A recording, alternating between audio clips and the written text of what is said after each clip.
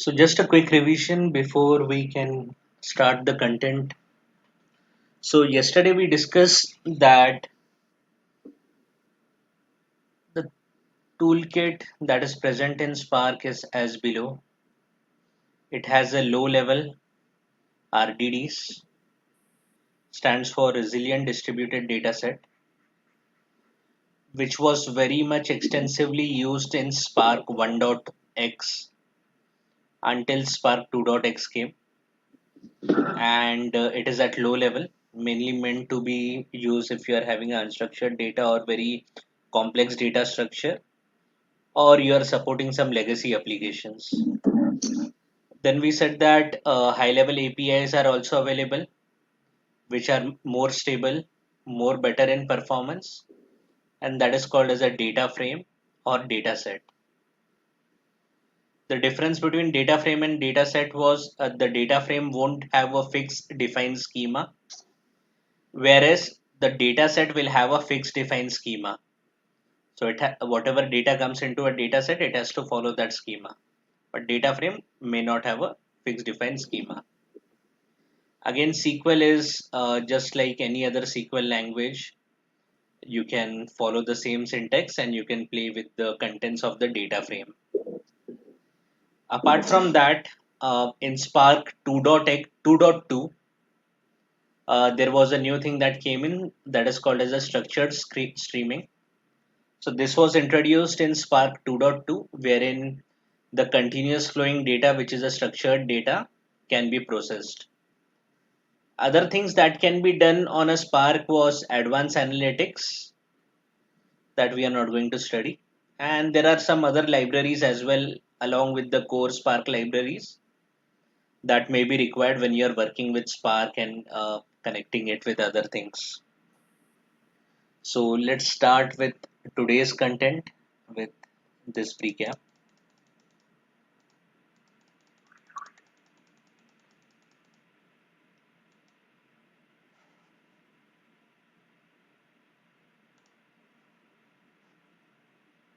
Okay,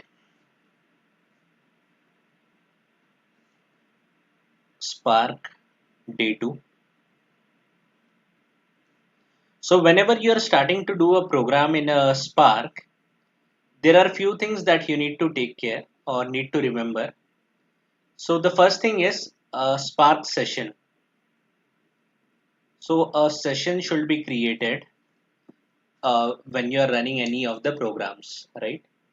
So the first thing that is there is a Spark session. Inside the Spark session, the next thing that comes in a hierarchy of Spark session is called as a Spark context. So context is used to basically communicate between different things, right? So it is used basically to communicate between different things. So first thing is a creation of Spark session. Second thing is creation of Spark context. After creating the Spark session and Spark context, then only you can create whatever you want to. You want to create RDD, which is a resilient distributed data set, or you want to create a data frame, or you want to create a data set. So before creating an RDD or a data frame or a data set, the first thing that you need to do is create a Spark session and then create a Spark context. Let us start the VM. I will be sharing the VM in tomorrow's session. So I click on Oracle VM. I start the Oracle VM application and start this installation of Hadoop. So this is Ubuntu OS 2004 on which uh, Hadoop is installed as well as Spark is installed.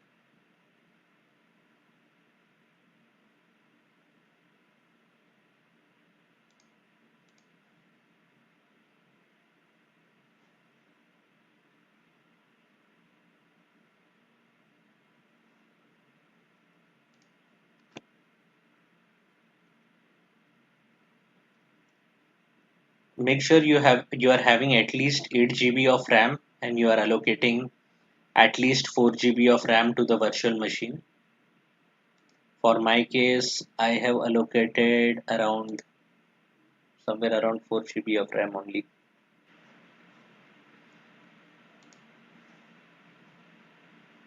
So if you are having less than 8 GB of RAM, it will hang a lot. So the password is 123456. User ID is Hadoop user.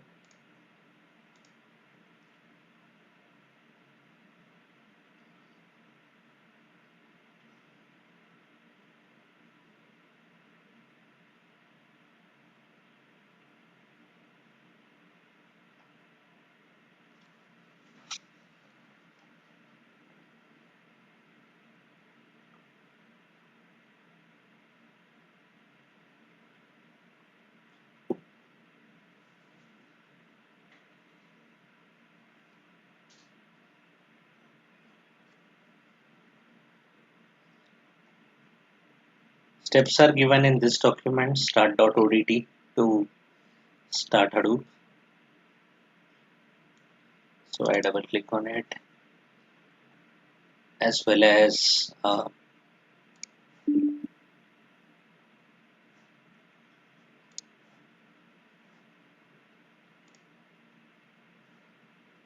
start the terminal.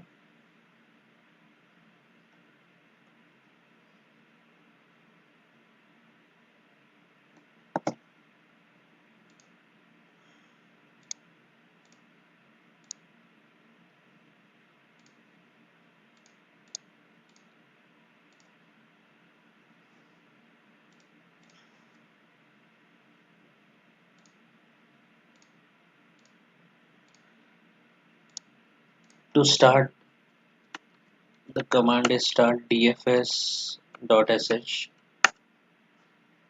Also start the resource manager start yarn.sh.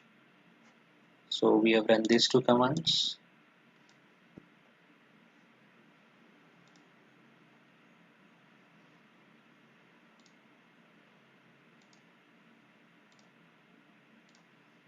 Then the next one is bring up the hive.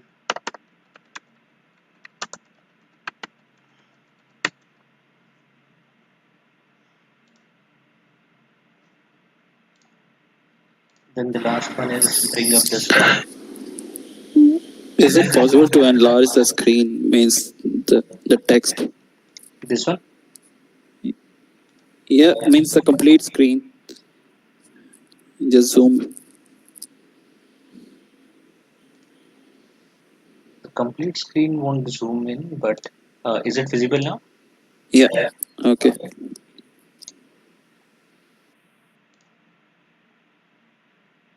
Okay, so the last one is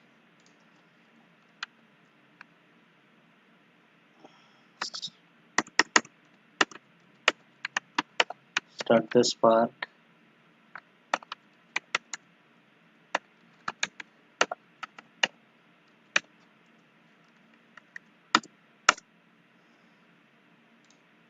So let's see if the Hadoop is started. Name node has started. The data node has started. Secondary name node is starting. So I have to wait for this to start. Yarn was started. Hive is also okay.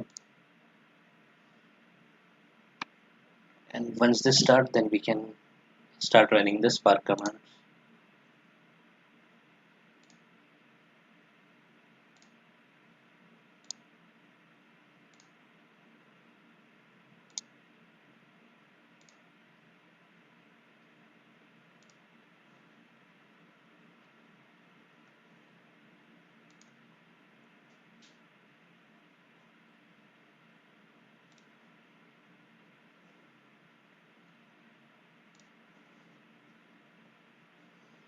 Okay, so to start the Spark for Scala, the command is Spark shell.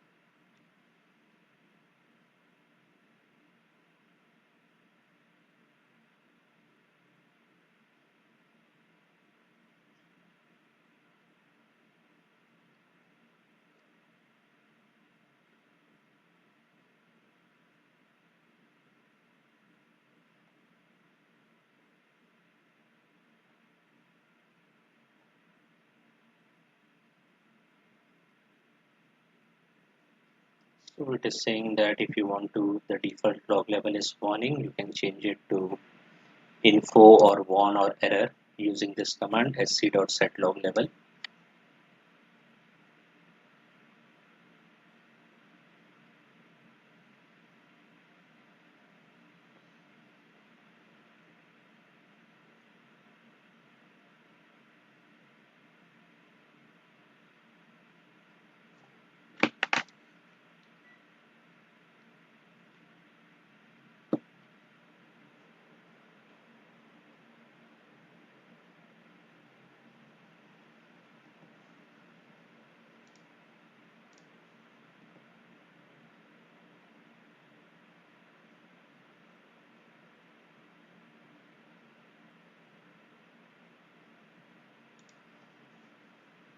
So this is the web UI wherein you can see what is happening in more detail. Then it says that Spark session is created as Spark, context is created as Spark context, and the Spark version is 2.4.4, Scala is 2.11.12, and let's start writing few example. So we are defining a variable. To define a variable, we have to write var or val. Then the name of the variable that we are defining is range till 100. So it's just a name of a variable that we are defining, or maybe I just give it as a name as range a is equal to spark dot range, and I want to define until 100 and convert it into a data frame. For converting it into a data frame, we are giving it as a, we have to give some name to a data frame, and we give it a name as a numbers. So val stands that I am defining a variable. The name of a variable is what? Range a. So the name of the variable is range a.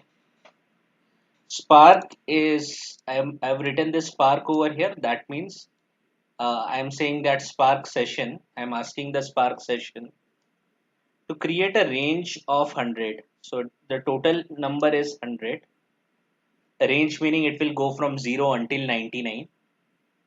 Then I am converting it into a data frame, as well as we are giving it a name as a numbers, so that when we visualize on the UI, we can see it with this particular name as numbers. Now, if I want to see the contents of it, then I have to write range a dot collect.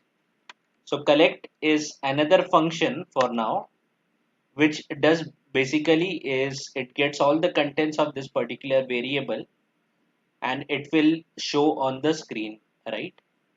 So it's range a dot collect, and it says that array starting from 0 until 99, right? So it comes from 0 until 99 because we had specified that the range is until 100. So we have created a range A, right? Okay. So once we have created this, we can also visualize this over here in the web UI. So let's open this web UI.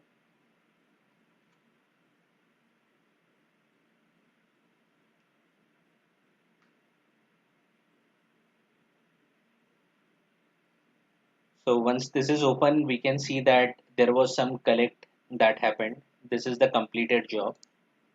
If we click on this collect,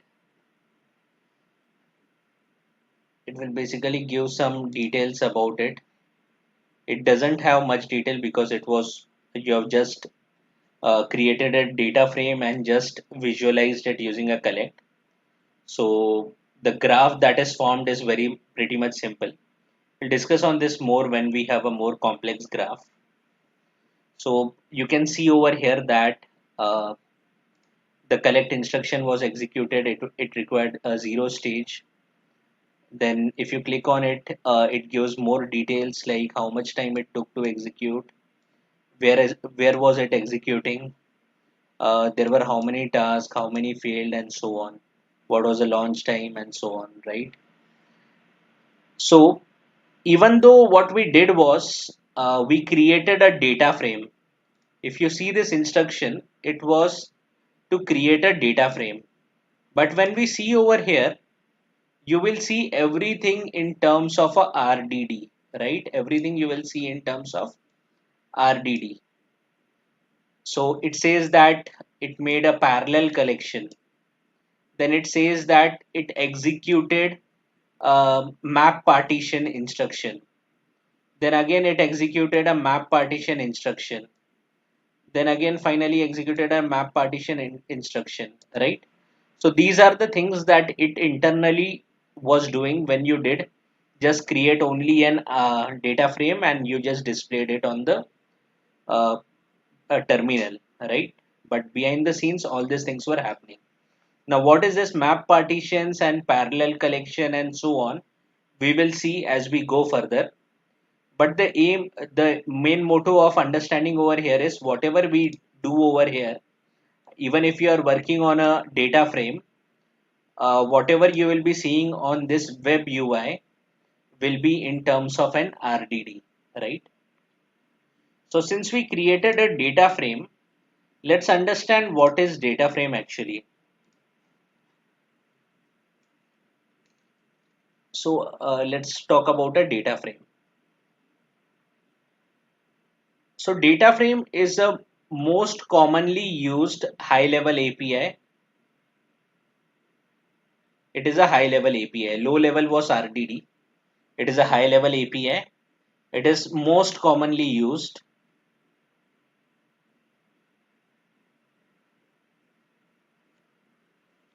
It is something similar to a Excel sheet, right? That we saw yesterday.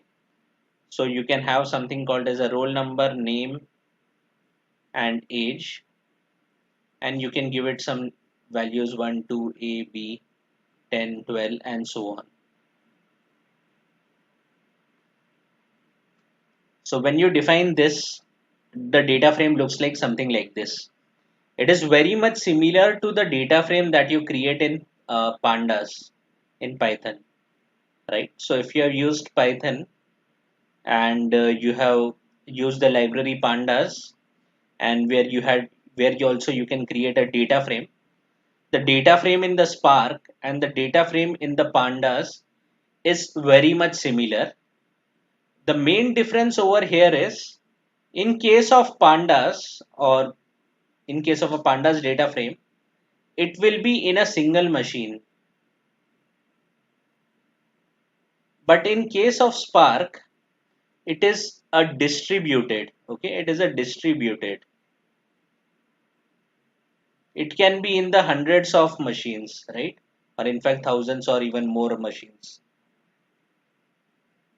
So what I mean by this is, a data frame is nothing but a collection of different rows. This is my row. This is my first row. This is my second row.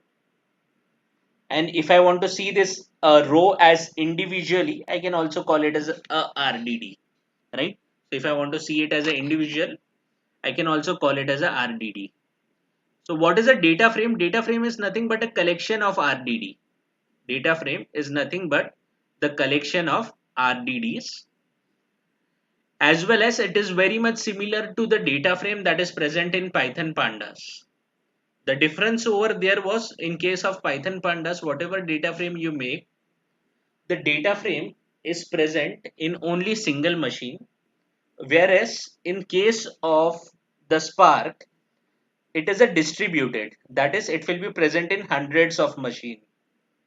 So it is possible that uh, first few rows is present in first machine, then the next few rows is present in second machine, and the next few rows is present in third machine, and so on, right? So what is the advantage you get by putting in different machine is, you can do a parallel operation, right? So you can run some operation over here if you want to multiply each of the age with 2. You want to multiply everything with 2.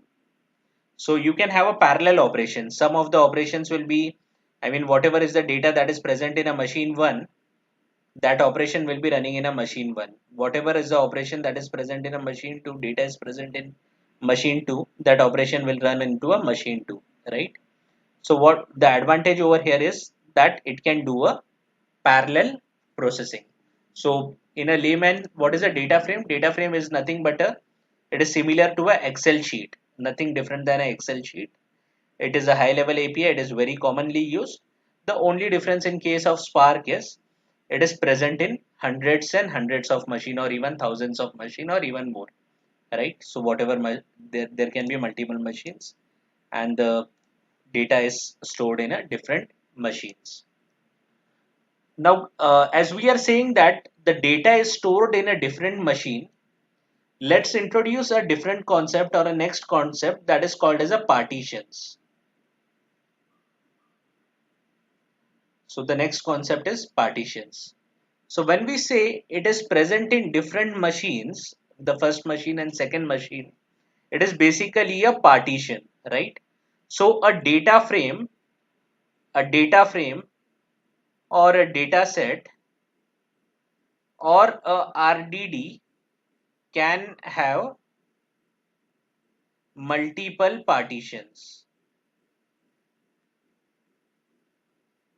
For example, in above case, we had made two partition. So that some of the data is present in first machine, some of the data is present in second machine, right? And it is not necessary it has to be in first machine and second machine. It can be within the same machine also, or the same server also. It can be multiple partitions. Okay, so you can have multiple partitions in the same machine also. But usually you will see like there is not much benefit achieved in a single machine unless you are having a lot of cores, and lot of cores are free. So what we said, that data frame is nothing but it has multiple partitions, and some partition is present in the first machine and some partition is present in a second machine. What is the advantage of doing a partition? It's parallelism.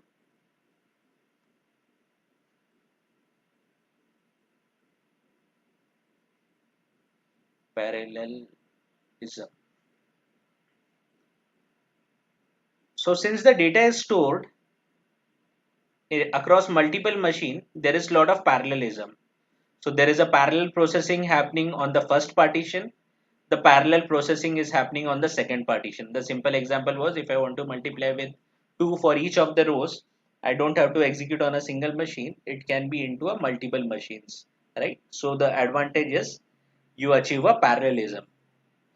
Again, for each partition, there will be a separate executor, right? For each partition, there will be a separate executor. So each of the partition will be running in a separate executor, right? Again, it can be that this is a machine. Let's say this is my machines. So let's say I was having a four machines.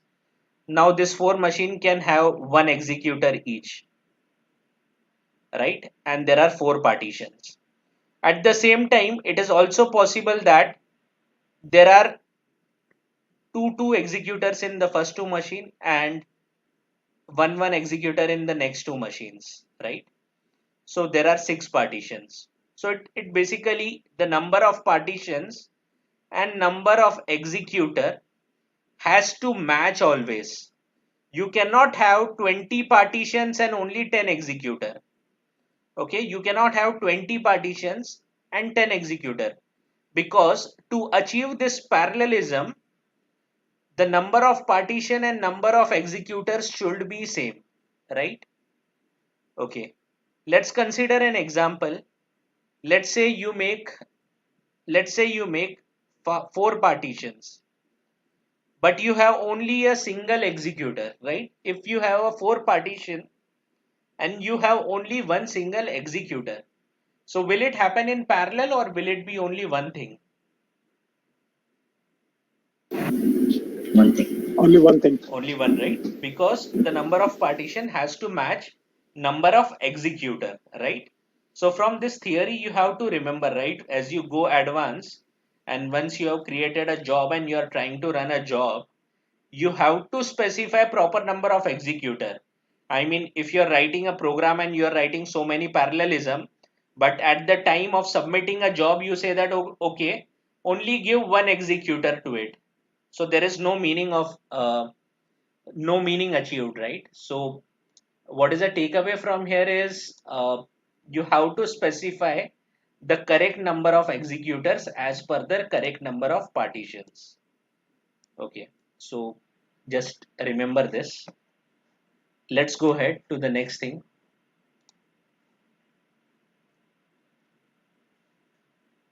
Whatever you do,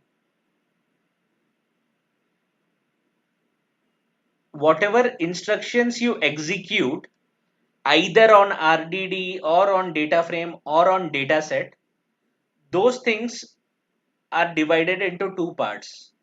It can be either a transformation or it can be a action.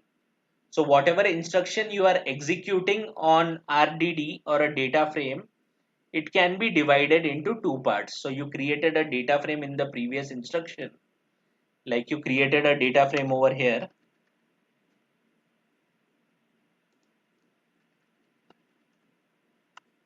like you created a data frame, you created a data frame over here, and the name of the data frame was range A, whatever data frame you created. Once you execute any instructions on it, the instruction can be classified into two things. It can be classified either into a transformation or into a action. So let's understand what is a transformation and what is an action. So transformation is something that will be modifying the contents of it, right? You want to modify the content, like you want to update some data, or let's say you want to execute a where clause, right? That is, you want to execute a filter, right? So all these things, whatever modifies the content of a data frame or the RDD or the data set, whatever, anything that modifies the contents of a data frame, RDD or a data set is called as a transformation. The example is where clause, right? So let's say we had defined numbers in the previous case, and let's execute it. So we had defined certain numbers into a range A, and let's find the even numbers. Okay, it's always good to change the log level to error. So sc dot set log level to error. Okay, it's always good to set the log level to error. Unnecessary lot of things will come. So let's make, we had made a data frame over here, and it was having a numbers from 0 until 99. So I define another data frame like val even numbers, and as the name suggests, we want only the even numbers. Okay, so val even numbers is equal to range A. So this was there in a range A, and I want to run some filter on it. So it's a where is the name of a function, and I say that I want it, whatever number, it should be divisible by 2. For a number to be an even number, it should be divisible by 2. So I just say x modulus 2 is equal to 0.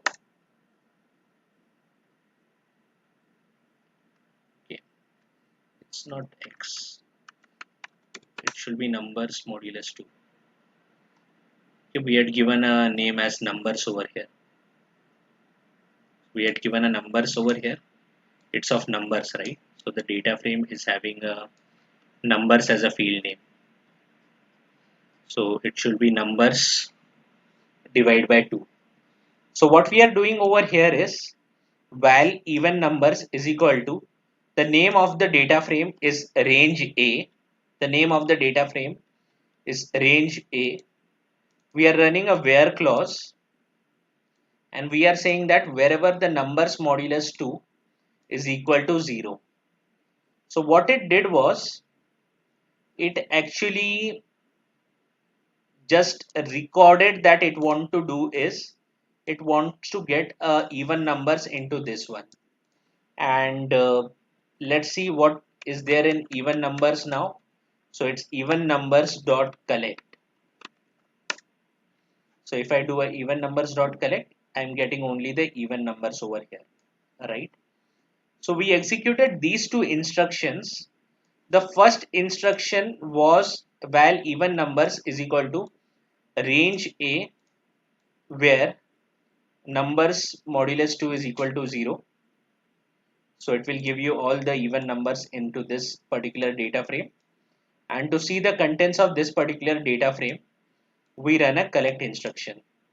So this, whatever we wrote, val even numbers is equal to range A, where numbers modulus 2 is equal to 0, it is a transformation, right? Because we run a where condition. So we are modifying the contents of this particular data frame. So example was a where condition. At the same time, there is another set of an instruction that is called as an action. So what is an action? Action is something that can be either you want to display the result on screen or you want to save on a file, right? So for an example, what we did over here was a display the result on screen. Display result on terminal. It can be a display a result on a terminal. It can be save the contents to the file, right? And the example that we did currently was a collect. So where that we executed over here is a transformation. Why it is a transformation? Because it is modifying the contents of the data frame. It is a transformation because it is modifying the contents of the data frame. The collect is an action because it is displaying something on a screen. The example of action is something that you want to display on a screen or you want to save to a file and so on. The another thing is, the important thing to note over here was Spark is lazy. Spark is lazy. Okay. So this lazy terms brings enormous value to the entire Spark processing framework. Let's understand how. And what do you mean by a lazy term? Lazy means this, whenever you run any of the transformations, whenever you are going to run any of the transformations, it will never be executed. Transformations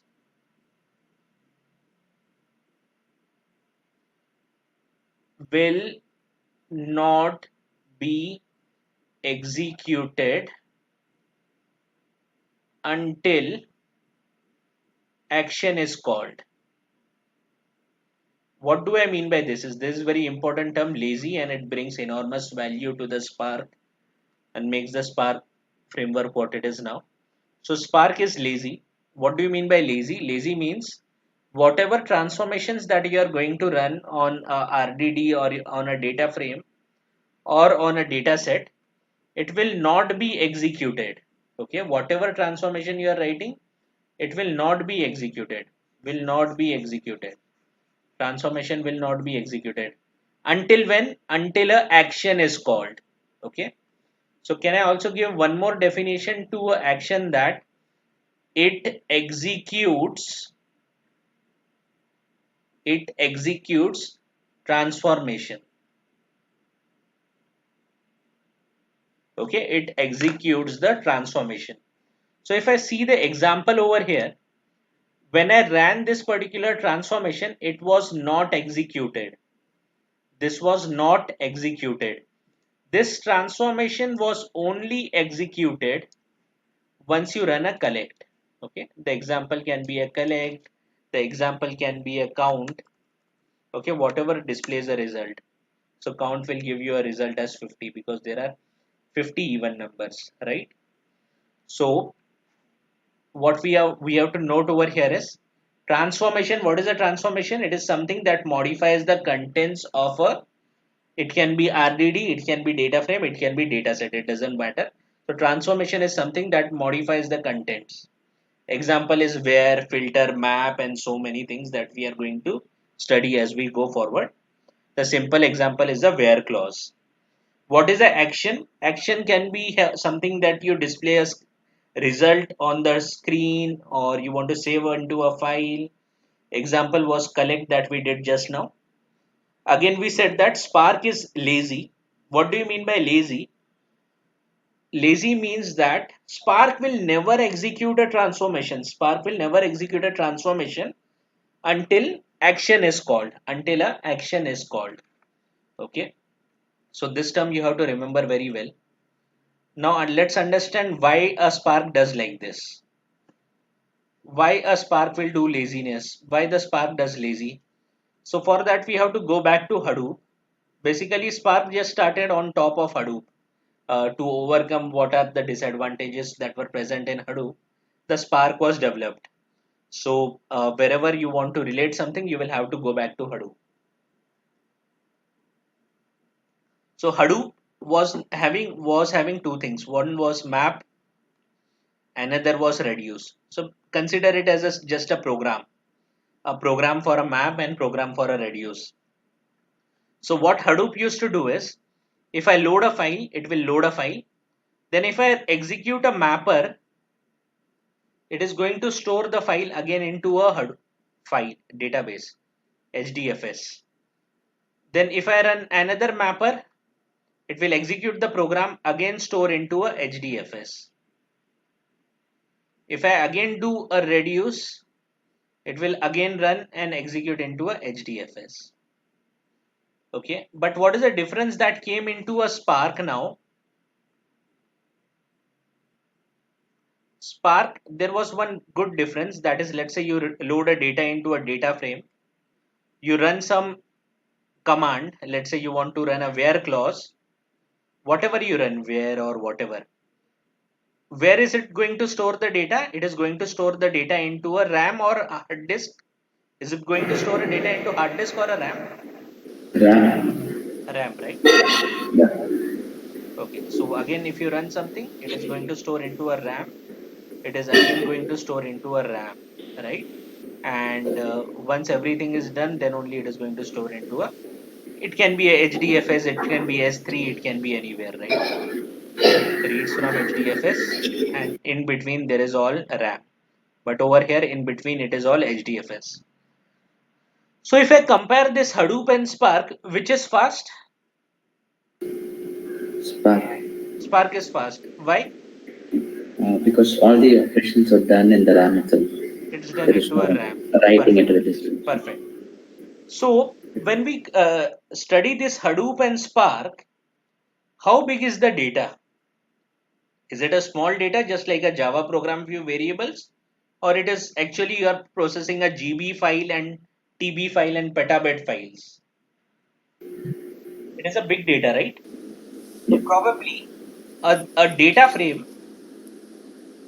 frame that you load. Let's say you are loading a, just consider you are loading a data from an Excel file that is of 1 TB, or in fact the Excel will just die. Just consider that you are loading a terabyte of a data from a SQL server or a MySQL, or it is stored in Hive or wherever. You are loading a 1 terabyte of a data, 1 TB of a data. So the size of this data frame is 1 TB. Of course, is the data frame stored in a single machine or multiple machines? Is it a single partition or multiple partition? Multiple partitions. Multiple. Multiple partition. Okay, just for assumption, let's say it is a two partition. Okay, 512 GB each. 512 GB each. So if I do a where clause and if I store it into this RAM, This will take over 512 GB of RAM in both the machines. Again, I do a where clause and I store in a RAM 512 GB of RAM in both the machines. I don't have so big RAMs, right? I mean, uh, if I just keep on reserving all this RAM, I will go out of memory as we go ahead, right? So if it is so big files, it will be in so many machines, right? Of course, I have given an example of 512 GB. It will not be so big files in a single machine. It will be 20 GB maybe or whatever. But if I'm going to if I'm going to store so much data intermediate on RAM, the RAM will go out of memory. Hard disk will not go out of memory. Hard disk don't have so much limitation. Hard disk can be even more bigger, but a RAM has to be small, right? If you see your laptop will have a terabyte of your laptop will have a 1 TB of hard disk, but a RAM will be 8 GB or 16 GB. So in case of Hadoop, there was no problem in storing the data intermediate. There was no problem at all because you have that much enough of amount of hard disk. There is no problem. You can store the intermediate data into a hard disk. But in case of a Spark, you cannot store this data into a hard disk. You cannot store so much amount of data into a RAM. Reason being, it will go out of memory. So what they do is, whenever there is a processing, let's say this was a where clause, this was a where clause, this was also a where clause. I'm just, or this was some calculation, multiplication, let's say, multiply by 2. Where clause, where clause, ক্লাসে multiply by কেন 2. ঢুকিয়ে If you're not speaking, can you mute? আমার একটা সময় meeting আমি জানি বললাম তো আমি ক্লাসে যে একটা পর্যন্ত চলবে আমার minimum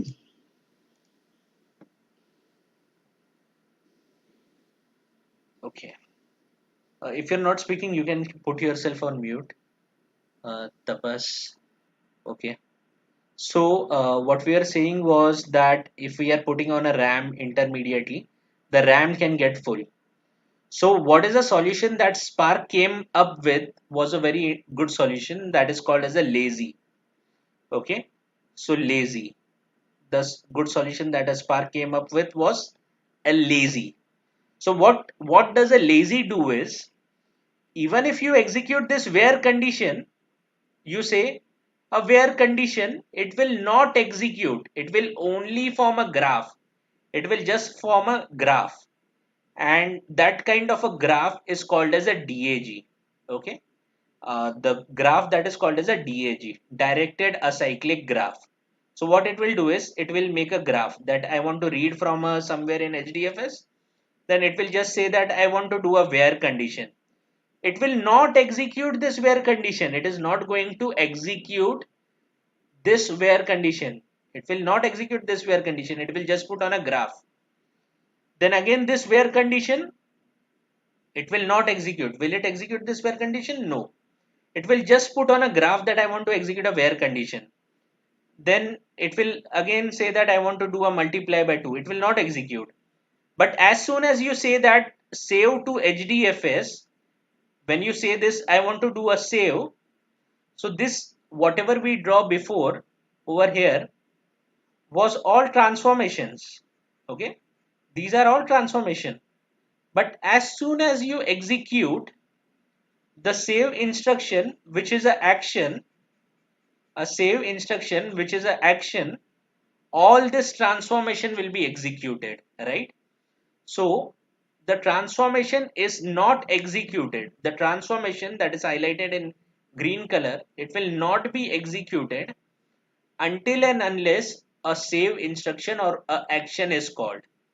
And reason is clear, right? What is the reason? Because if you are going to do this, the RAM will get full and it will go out of the RAM, right?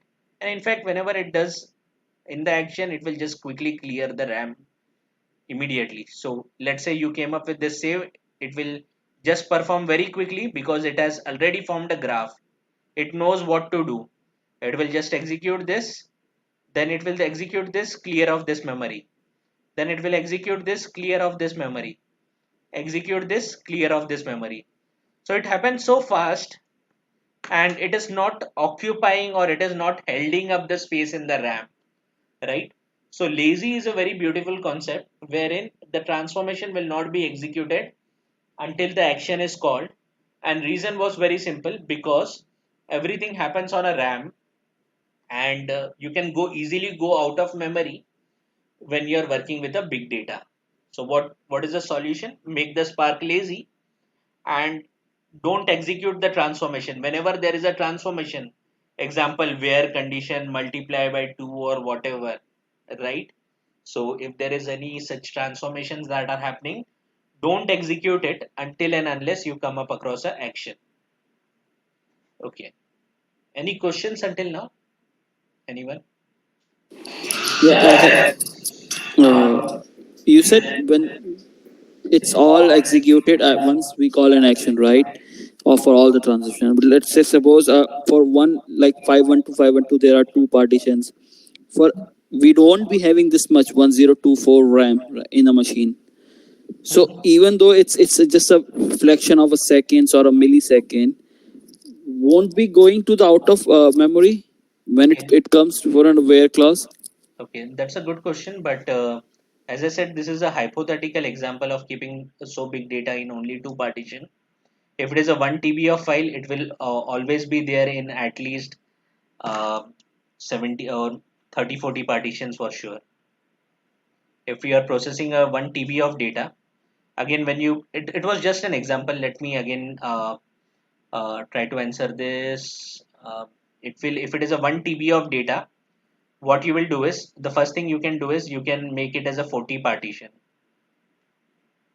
Okay, if you really want to process a 1 TB of data, so if it is a 40 partition, so 1 TB of data is, let's say, this is a G, this is a megabyte, or this is a gigabyte, and this is a terabyte. Divide by 40, so it will be a 25 GB in each partition, in each machine.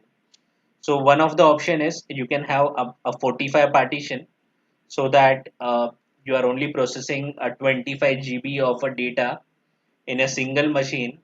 And in a Hadoop cluster, the machines have a RAM until 500 GB, 512 GB. So if you are, it's just a 25 GB of data in each machine, and machine is having a 500 GB of a data, 500 GB of a RAM, then it can definitely process it. That is the first option. And the second option is, uh, whenever you are writing such a big program, you usually will not process this 1 terabyte of a data in one go. You will just process maybe 100 GB of a data in one go, run the entire cycle, then again process 100 GB of more data, then again process 100 GB of data. So that is the second answer. So first answer is, if it is a 1 TB, you will not have a two partition. You will have a 45 or 40 partition, let's say, of 25 GB each, so that RAM doesn't go out of memory.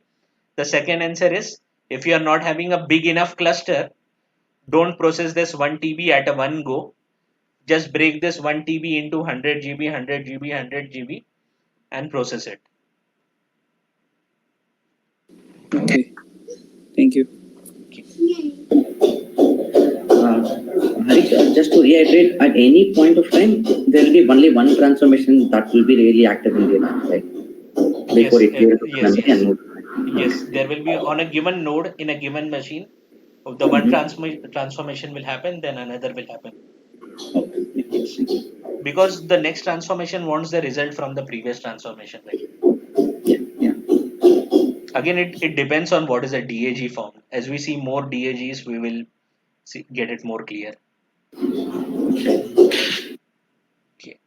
Any other questions?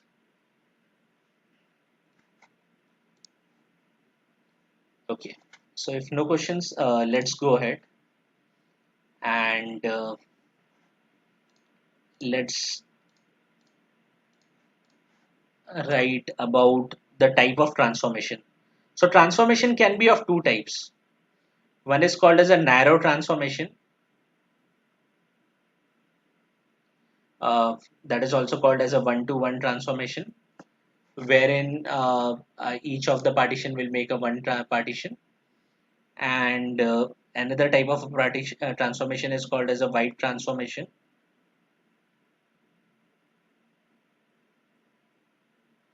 And it is called as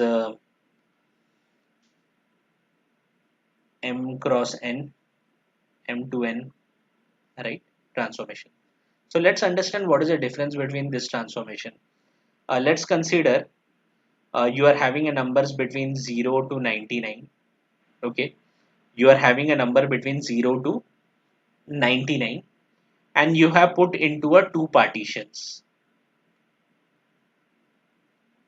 So let's assume the first partition is having the number from 0 to 49, and the second partition is having a number from 50 until 99, 50 to 99. So a 0 to 99 numbers are divided into two partitions. If I do a one-to-one transformation, the example is filter. So I just want an even number, right?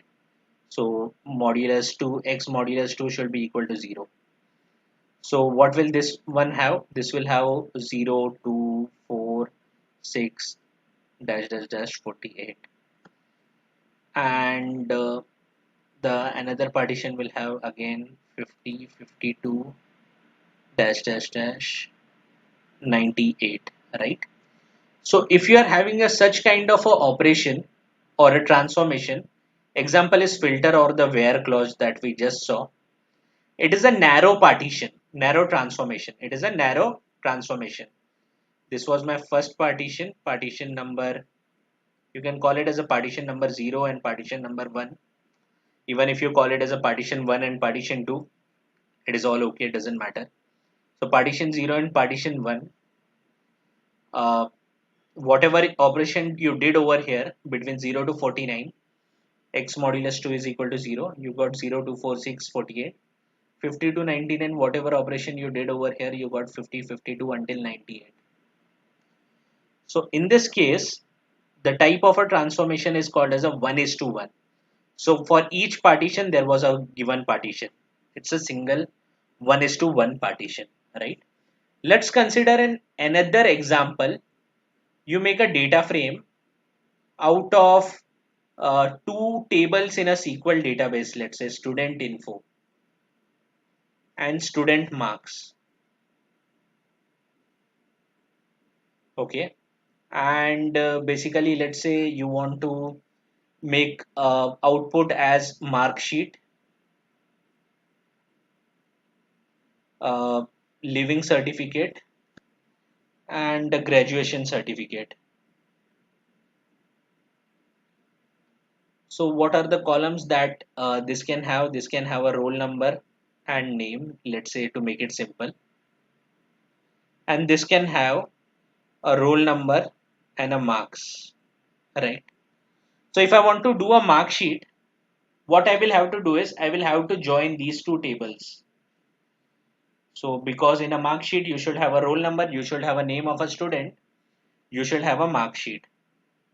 Again, if I want to make a living certificate, again, I still make to want to join because I don't want to make a living certificate for a person who is failing the exam, right? Someone who failed will not get a living certificate. So, and the another thing I was doing is was making a graduation certificate that he has cleared with a first class or distinction or a second class or whatever, right? So what we were doing over here is we were having two different tables, I will say. It's not really related to partitions, but it's more related to a general terminology for a shuffle. So what I was doing is I was just joining these two particular tables together. So since these two things are joined together, it is a one of the wide transformations, right? Because it is going to multiply with a multiple thing. Again, this student info can be in multiple partition. It can be present in two partitions, 0 and 1. This can be present in three partitions, 0, 1 and 2. So you can just understand the amount of multiplication it will require, because 0, partition 0 of student info needs to be multiplied by this. Again, 1 needs to be multiplied by this, and so on. So what we want to say over here is, in case of the first transformation, it was just a simple transformation 1:1. But in case of this, it is a multi-partitions, okay, multiple transformations, okay. So it is called as a wide transformation. And whenever you do a wide transformation, the student info was stored in two different partitions, 0 and 1. Let's assume it was in two different machine 0, and it was present in two different machines or two different computers. Half the table was present in first computer, I mean a data frame in a first machine, and this was present in a three different machines. So amount of the data that is getting joined is enormous. I mean, there is a data in these two machines, there is a data in bottom three machines, and all this data is getting joined together. So there is a lot of data that is moving between machines.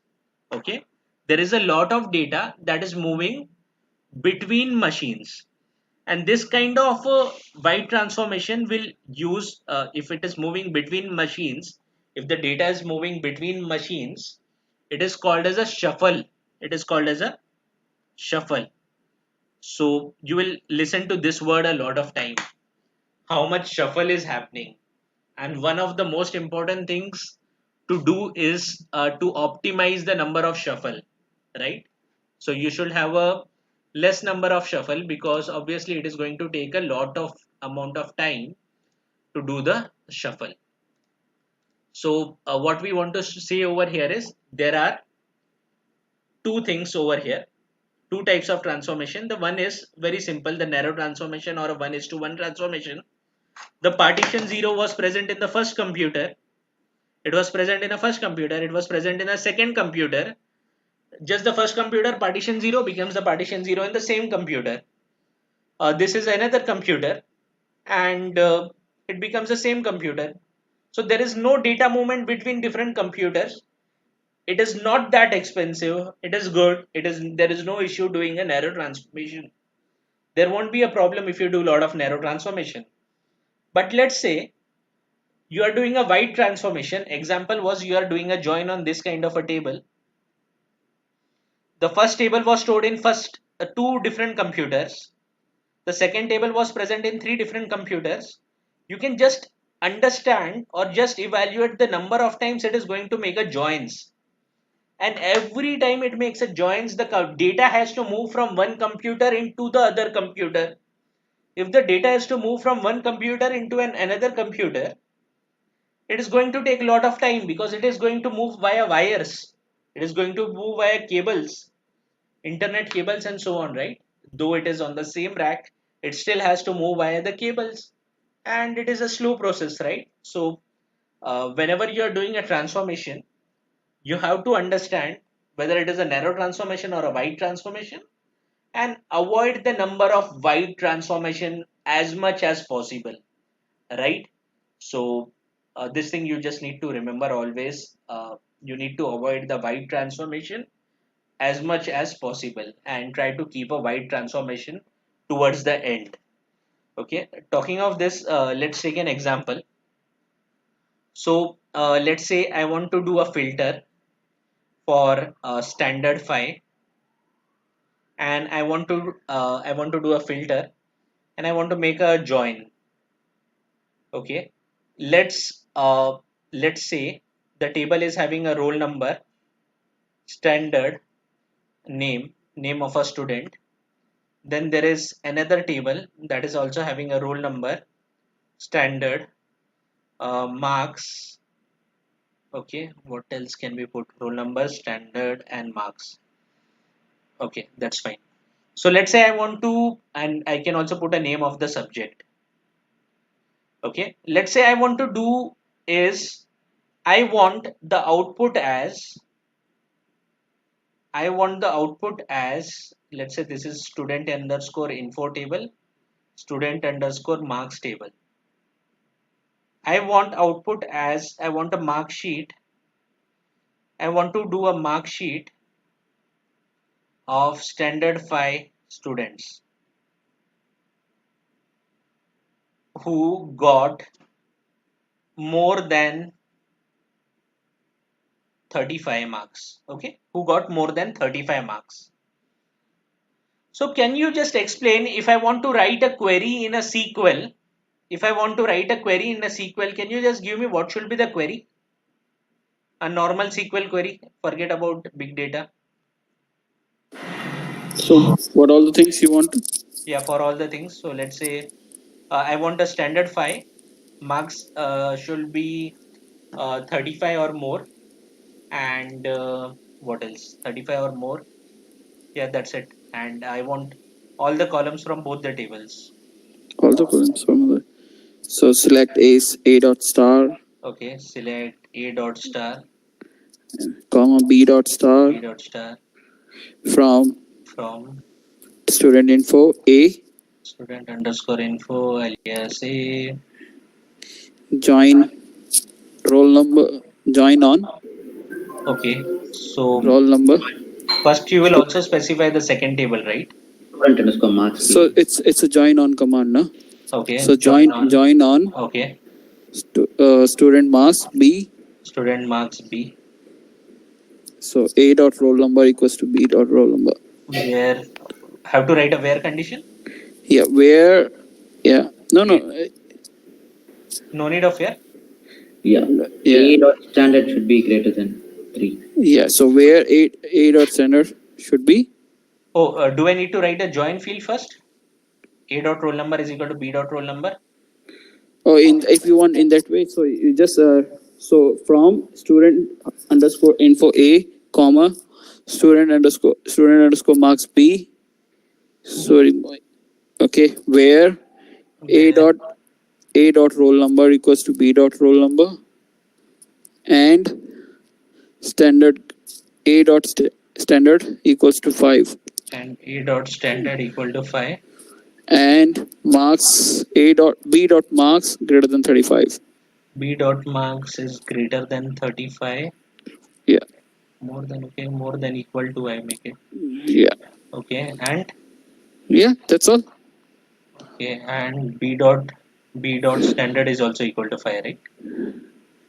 Else Oh, it will do a join on other standards also. yeah, yeah. Okay, perfect. So this is how you do in a SQL. You don't have to worry much.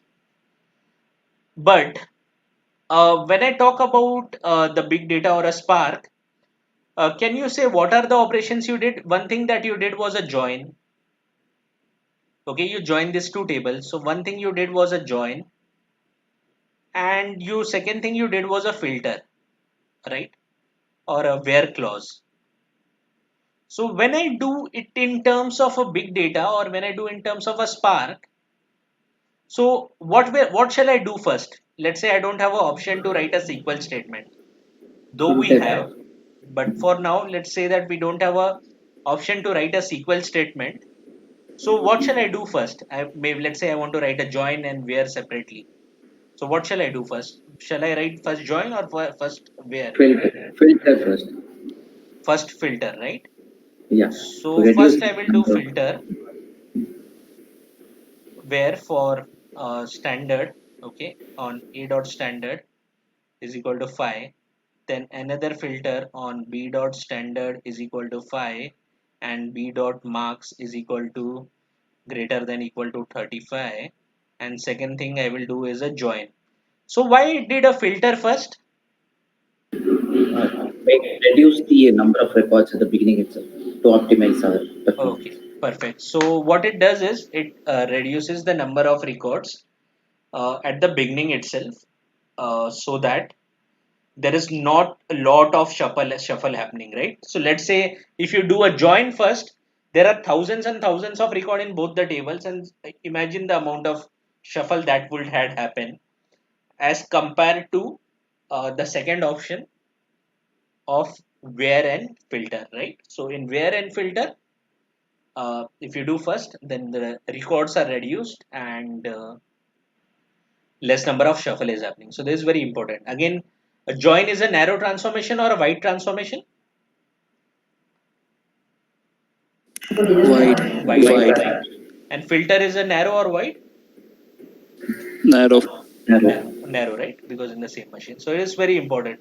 But let's say you are working tomorrow, you don't have to worry about it because probably you will be writing a SQL statement, and the Spark is so important that it so intelligent that it understand it needs to do where first and then do the join, right? So you don't have to worry about this when you are doing a programming, okay? But it's still good to know. Again, when you are doing a programming, most probably or 99.99% of the times, you will be using a data frame or a data set. Very less you will be using a RDD. So if you are working with a data frame and data set, you don't have to worry about such things. Don't worry about such things, right? Don't worry about shuffle a lot because Spark is very intelligent and it will take care. But if you are working on an RDD, you have to be more cautious. Okay, you have to be more cautious. Uh, take care of narrow and wide transformation properly, because if you do something mess, it will take years to complete, right? Not years, but it is going to take long time, or the job can even fail. It can go out of memory. So these are this very important thing about narrow and wide transformation. Okay. So any questions until now? I have a question. Mhm. Okay. Yeah. So when you talk about wide and narrow transformations, so we were actually looking at an example wherein you were joining two tables and then the output was going to three different, I mean, we were trying to extract three different outputs from that. So, just because we are extracting it from different systems, we are calling it as wide transformation, right? I mean, what if both the tables reside? Let's say that both are small tables and both reside on the same, partition. So would that still be called a wide transformation, or can we call that as a narrow transformation? Like, how do we define the wide and narrow? Based on the number of partitions? I mean, based on whether it has been partitioned into different systems, or based on what operations we do on it? Mhm. How do we define it? Mhm. So wide transformation or narrow transformation, you will call on the basis of the action that you're the transformation that you are doing. For example, if you are doing a join, you will always call it as a wide transformation. The second thing is, even if it is a small table, Mm-hmm. m- if it is more than 128 MB in a single Okay. shot, it will be always into a multiple machines. If it is Okay. greater than 128 MB, even if Okay. smaller than 128 MB and data came, some data came today, some data came tomorrow, it will be again possible that it is in the different machines. And let's say if it is a small table, it only came once, then probably the big data is not required for it itself. Even though it is Yeah. a byte transformation, it will just happen very quickly. Okay. So again, a hypothetical situation. I'm just saying. Just we have 5 rows in one table and another 5 rows in another table, and they both fit into the same partition. So now when I do a join, I can, at least at this point of thing, I can call that as a narrow transformation. No, if you are doing a join, it you will always call it as a byte Always be transformation. okay.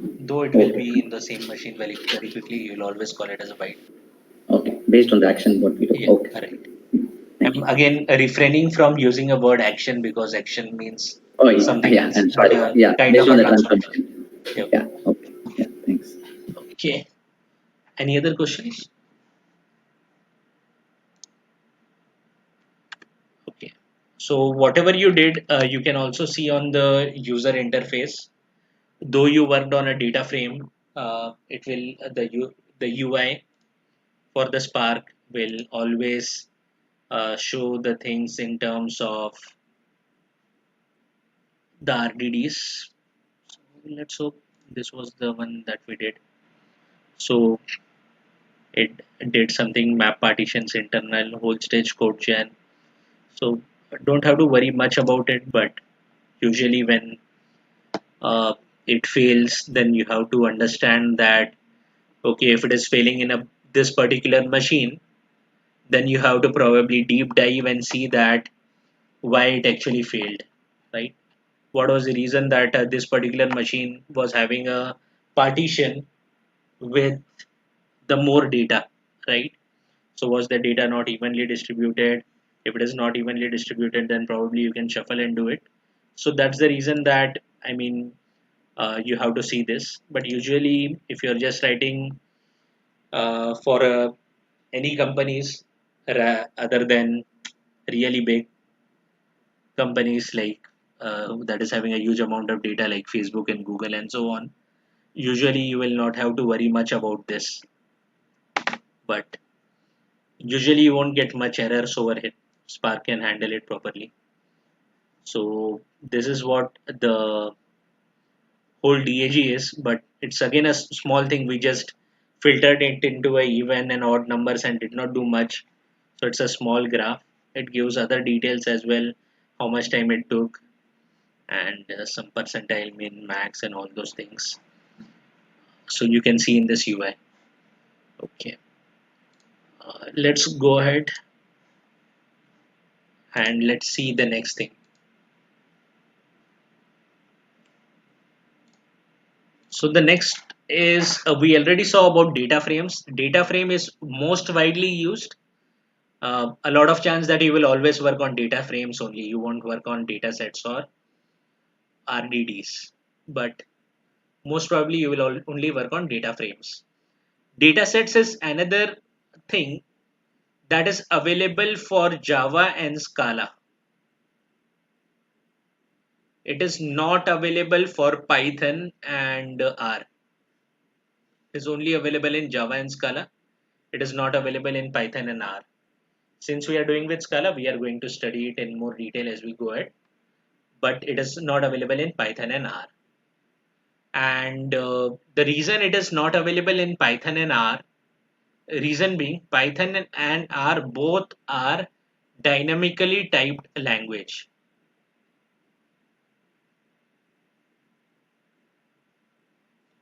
So what do I mean by a dynamically typed language is you don't have to define a data type. You just say a is equal to 5.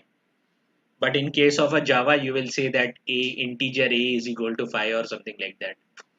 So since Python and R are a dynamically typed language, the data sets is not available because the data sets is nothing but a data frame. A data set is nothing but a data frame with a fixed schema. You can also say that instead of calling a fixed schema, it can also be said that it is a type safe.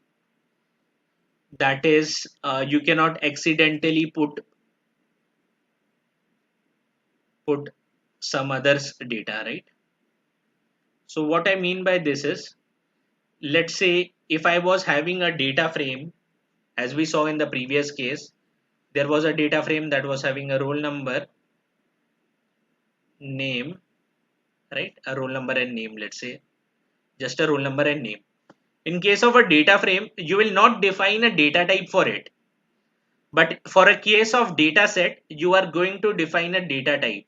You are going to say that it is an integer and this is a string. So in case of a data set, you will be having a fixed schema. That is, a roll number has to come as an integer and name has to come as a string. In case of a data set, it will have a fixed schema. It is called as a type safe because instead of roll number 1, 2, 3, 4, let's say tomorrow ABCD comes because of some reason and name also comes something XYZ1 or whatever, the data set will immediately fail. The data set will immediately fail, saying that it was expecting an integer to come over here why the number is coming. But in case of a data frame, it will still keep on running until and unless there is some operation that can only be done on an integer and the job itself fails, right? So what is the difference between a data frame and a data set? There is no difference. It is same as a data frame. Only thing extra is it is having a fixed schema. You have an integer defined over here, you have a string defined over here. saying that a roll number is an integer and a name is a string, right? So just keep in mind, a data set is nothing but a data frame. It is very much similar. You don't have to worry much. Data set came very recently in Spark 2.0 only. Before Spark 2.0, the data set was not present. Data frame came in Spark 1.6 somewhere, but it was not widely used until the Spark 2.0 came because it was not stable. So how this things comes is, again, RDD was the first thing to come, of course. RDD came in Spark 1.x only. Data frame came in 1.5 or 1.6, I don't recall well, but it was more extensively used from 2.0. And dataset came in 2.0. Now it is 3.0 that is going for Spark. Dataset is not much extensively used. The reason being, dataset is not available in Python. People also write a program in Python as well. The second thing is data frame, the work is happening, so why to bother to go into a dataset, right? That kind of a thing, kind of. But people also use for some kind of application wherein they want a type safety and they want to define a schema. Again, it is not different. You just have to define a schema separately, that okay, this can only have an integer and it can only have a string, right? Okay, so this is about a data set. It is only available in Java and Scala. Okay, so let's go ahead and in fact go back and see what we have covered so far.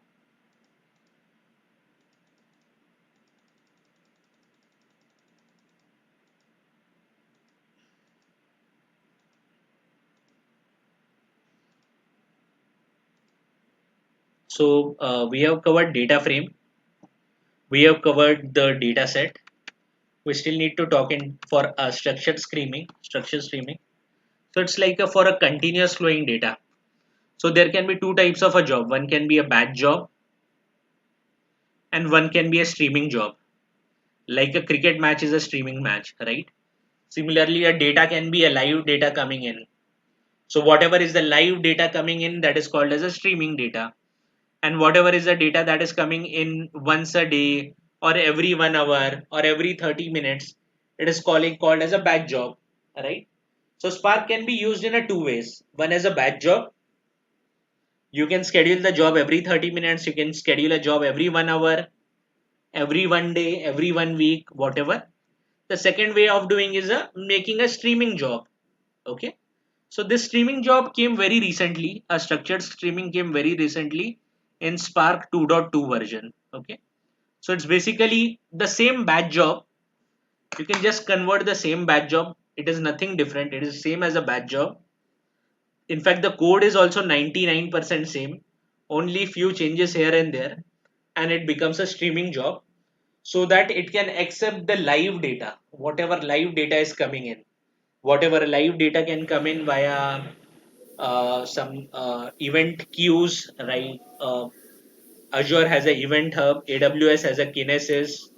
There is another open source called as a Kafka. There are other messaging queues called as a RabbitMQ and all.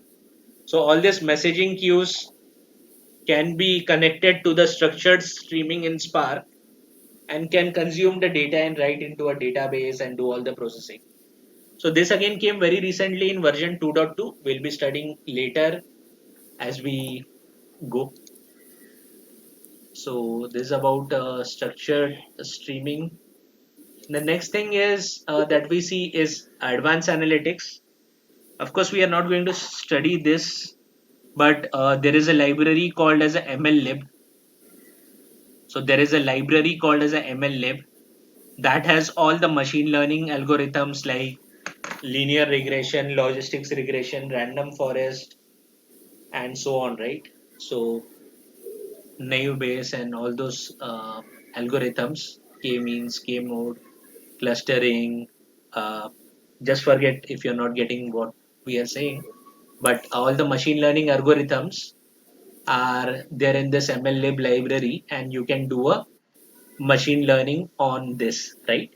So a machine learning library is present, and you can do a machine learning on a big data system, and that will be very, very fast, right? So this is about advanced analytics. There are other libraries as well. So there are a lot of libraries that are present in case of a Spark. So what you can do is you can go to some website and see what are the libraries present, right? So what you can do is you can just open and say that Spark packages. So I just say Spark packages. So you can see the website that is having a Spark packages. So MLlib is machine learning library. If you want to work with the Avro file, Avro is a type of a uh, format in which you store a data. So you can use this particular library. Redshift is again the AWS. I think so. AWS uses a Redshift for a data storage. For Kafka, you can use this library. So all these libraries are present in this Spark packages.org. You can also make a new library and contribute to it for something. So let's say AWS has to make, so AWS will make a library. AWS comes with a new thing, so they make a library and so on, right? So you can see that this is a library that is available for Kafka consumer.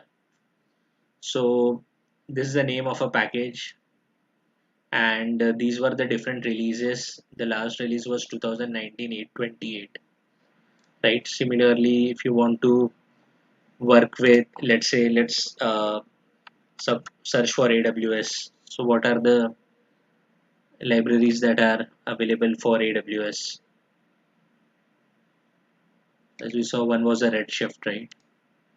So it is searching for AWS and it found this Lambda executor. So it is for AWS Lambda functions and so on. So this is for Redshift. This library was last came in into 2016, long back. It was tested on this version. So different libraries, you can find it over here. Then this is what we say about other libraries. Finally, on the low level, you are having something called as RDDs. Let's talk about RDDs a bit.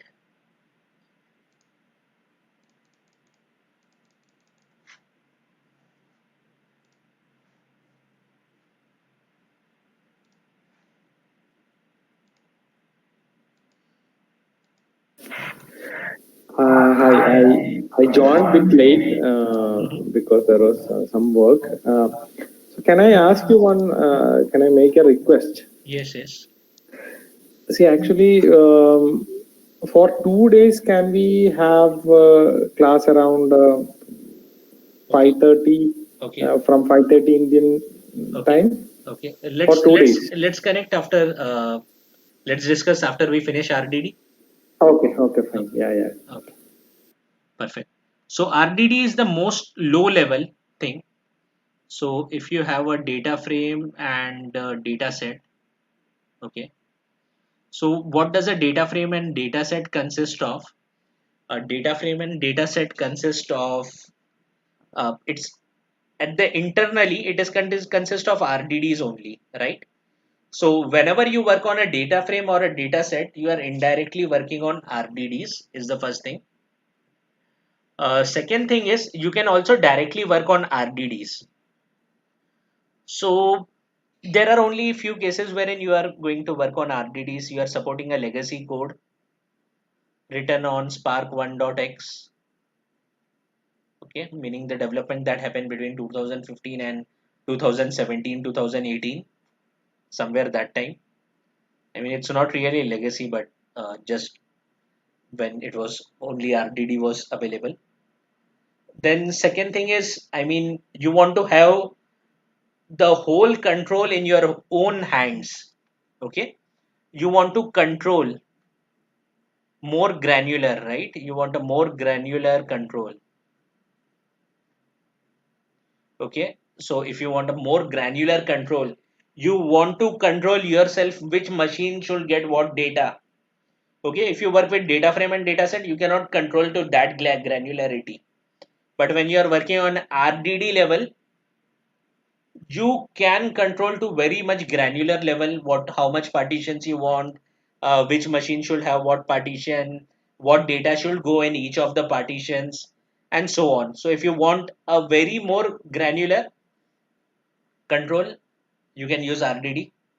Again, there is no such use case practical in which you want so granular control. Again, if you are working with a very much unstructured data, let's say you're working on a logs and it is so unstructured that it is very difficult to work or directly convert into a data frame, and it's very much unstructured data.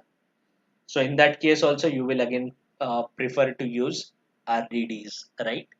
So very less cases in which you will be working on RDDs. Again, what is the full form of RDD?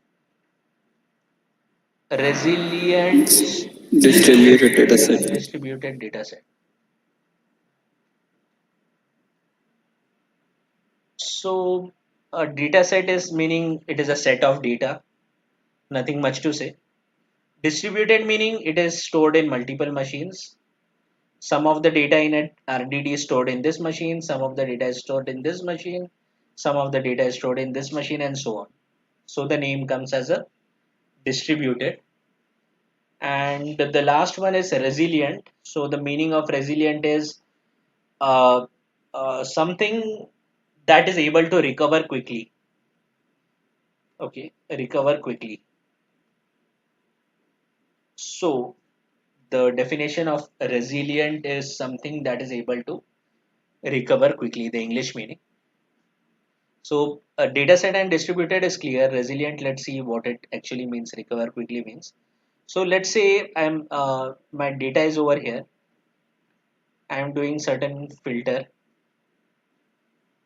then intermediate data filter, intermediate data action, and you finally also get a output data. This was my input data.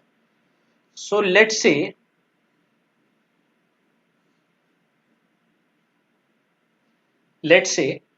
a certain process actually is taking more amount of time. So what it will do is it will do a parallel processing as well. It will do in a different machine as well. And let's say for some reason, for some reason, this job actually fails. This fails. This filter is failing for some reason. But in case of Spark, it already has a DAG, directed acyclic graph, which says that what action needs to be done at what time. So even if this fails, it can quickly execute it again from the top because it already has all the physical plan and logical plan with it, right? It has all the physical plans. It makes a physical and logical plans, which you can see in a DAG, right? So it has all the DAG, it has all the plans.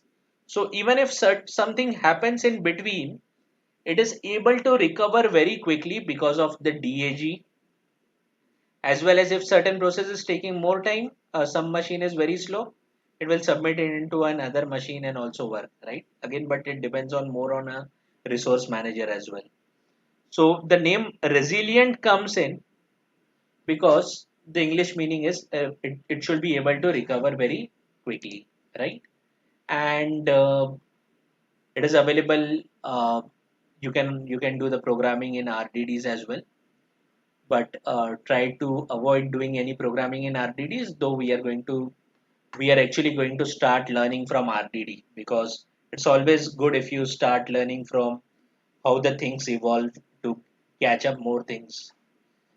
Okay, so this is about an RDD. Again, let's try to create one RDD. Um, so this is VM.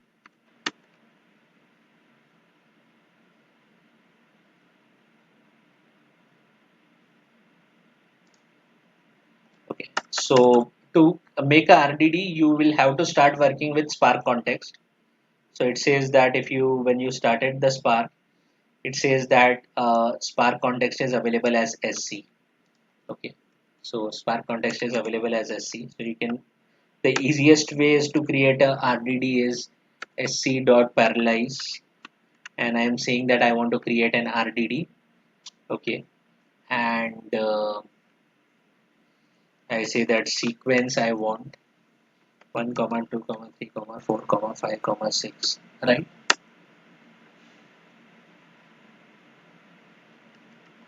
Sequence should be capital.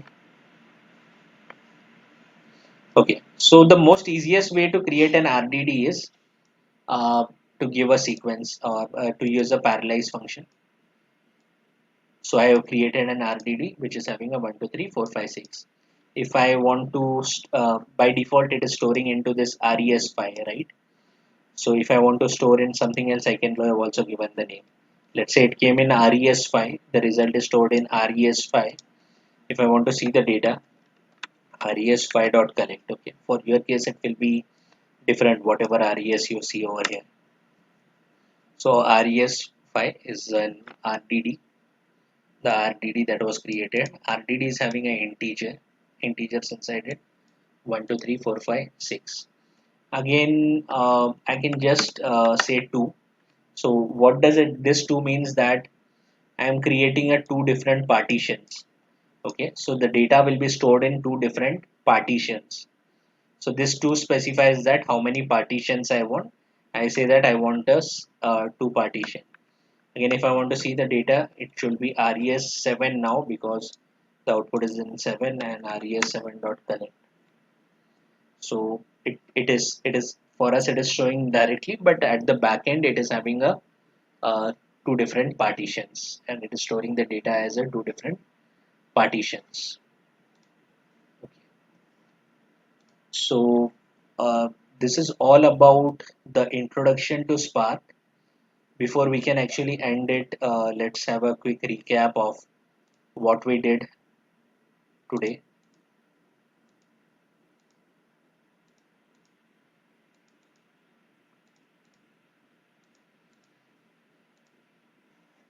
Okay, so we started today by saying that there is a Spark session and Spark context that needs to be created before starting any job.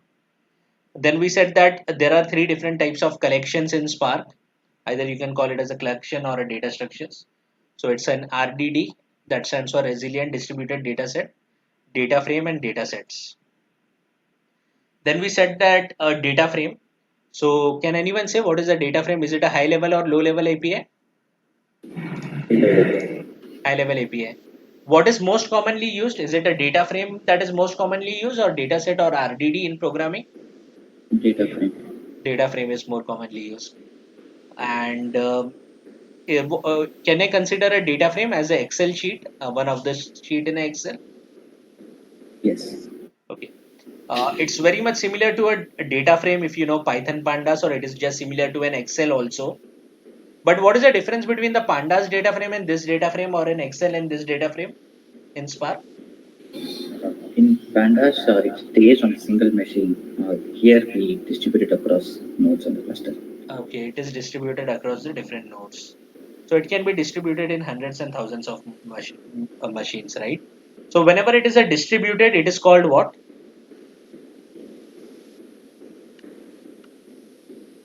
Distributed Partition. partition, Partition. right? So data frame data set can have a multiple partition. What do you achieve by doing partitions?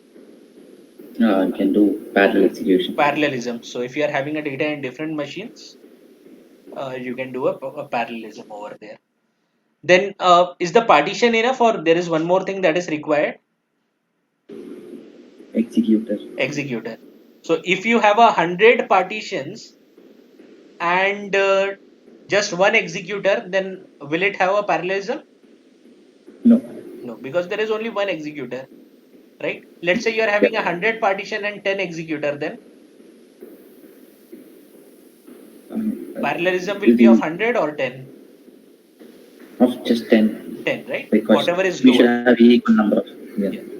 Whatever is lower, if there is only 10 executor, then it can do only 10. Ideally, it should be 10. 100 partition and 100 executors. Okay. So whatever we are going to do on RDDs or data frame or data set, it can be classified into two things. One is a transformation, other is a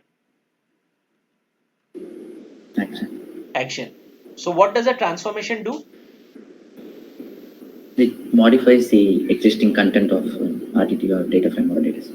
Modify the existing contents of a RTD or a data frame data set. Example is? Where filter. Okay. Action. What does the action do?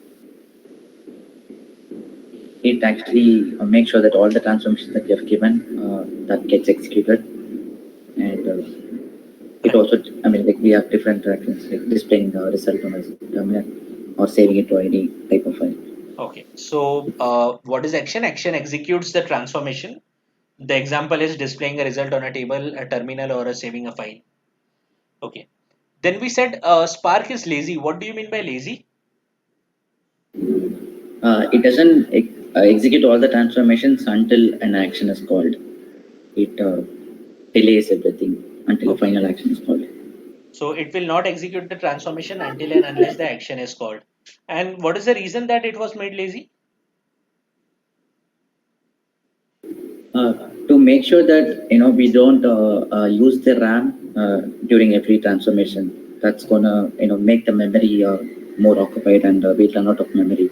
Right. So it was a lazy so that because if it is not lazy, then it is going to store so much data into a RAM, and it will go. The RAM may get full. So it is made as a lazy. So whenever you do any transformation, the DAG will be made, and once the action comes, the DAG will be executed. Right. Okay. Perfect.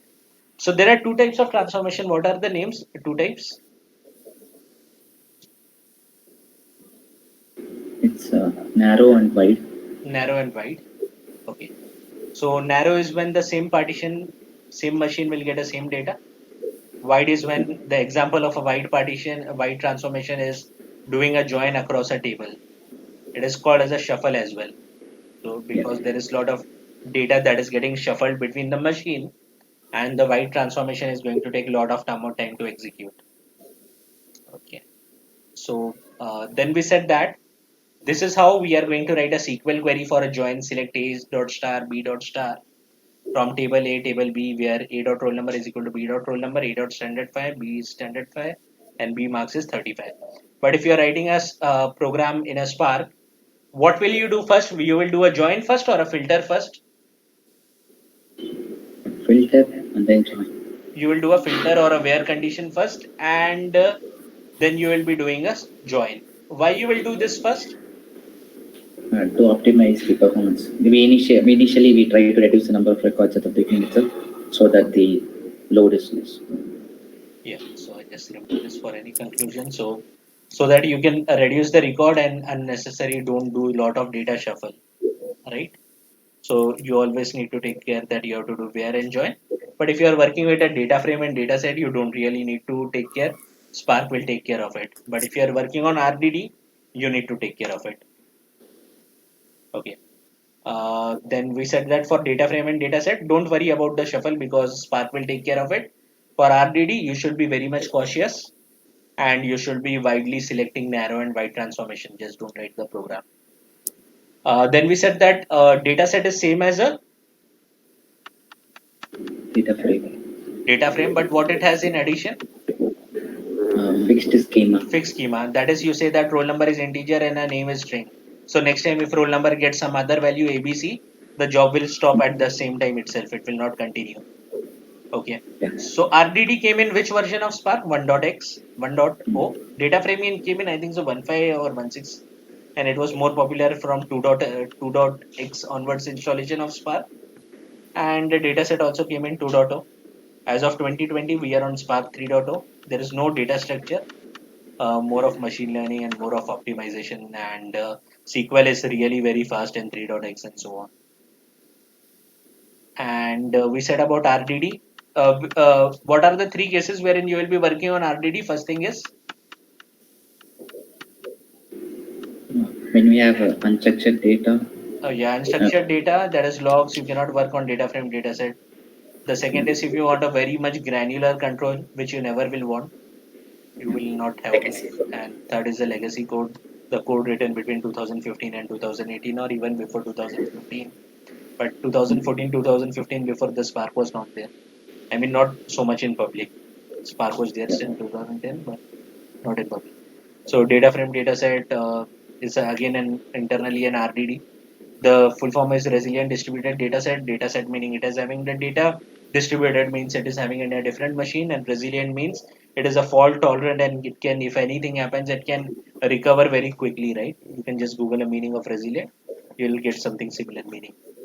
So this is how the DAG is formed. So any questions in this so far? I have two questions, Harish. Let me quickly ask them. When you're talking about a job, if a particular transformation is taking a lot of time, you said, I mean, does it by default does it get initiated in some other node as well, so that gets completed, this gets killed? Yes, if that's a good question. So yeah, if some certain thing is taking a lot of time, then in Mhm. parallel the same task will be submitted in a different node, and the node which finishes the first task quickly, the data will be taken from that node, and the other thing will be automatically closed off. So yes, it is taken care internally. You don't have to worry about it. Yes, it happens. So this is there by default. Okay. Yes, it is Uh, by default. By default. Okay. And second question is, when we create an RDD, we specify the parallelize option, and then inside that we give the second argument as a partition, number of partitions. So if we say 10, it's going to create 10 partitions. But if we don't specify the number of partitions, by default, it puts in different partitions based on the size of the data, or it has a specific number of partitions by default. Okay, so if you're just creating like we did currently for our practical, just giving a number, it will always create a single partition. If you do for this one, it will always create a single partition. But if you are because just a small whatever numbers you give, it will just create always one. If you are Yeah. reading a data from a certain file or a certain table in a Hadoop distributed environment, the Mhm. partitions will be created as per how the data is stored in this. Let's say a data you are loading from a table and that table was stored in a four different machine, then Spark Mhm. will create the four partition in those four machines as per the data locality, right? Okay. So in case of Hadoop, in case of our case, again our case we are just having a single Single machine, machine. and virtual machine it will again always be one for our case, One. but in practical it will be Spark will take care of it as per the data locality. Okay. Okay. Again, Thanks. Harish. it depends. If you are working on a Azure or AWS, there is no Mhm. data locality. Data is stored separately in S3 or Azure Blob Storage. So you have to Mhm. get the data over here. Then at that time you can specify yourself how many partition you want. Okay. Yeah, fine. Thank you. Okay. Any other questions, anyone?